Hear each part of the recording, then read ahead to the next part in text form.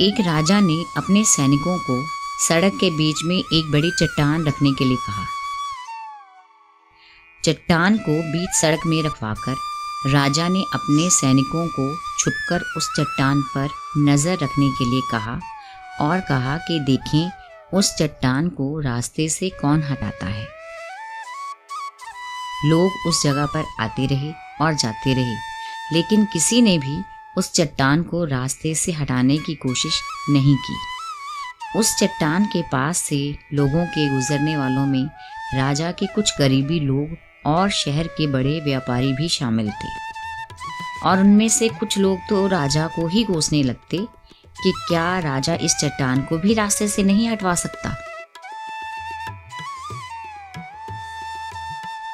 लेकिन किसी ने भी उस चट्टान को रास्ते से हटाने का प्रयास नहीं किया। ऐसा काफी दिनों तक चलता रहा। एक दिन एक किसान अपनी सब्जियां लेकर उधर से गुजर रहा था।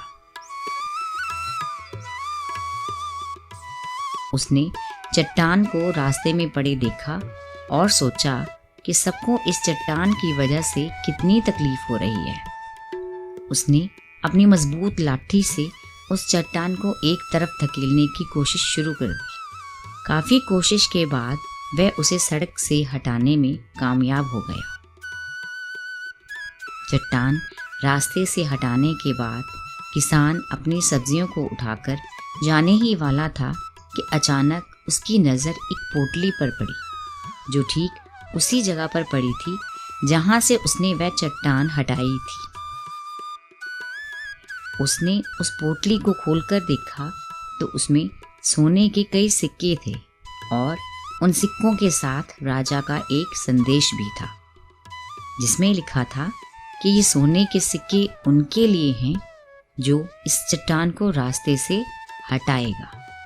किसान खुशी खुशी सोने के सिक्के लेकर अपने घर चला गया।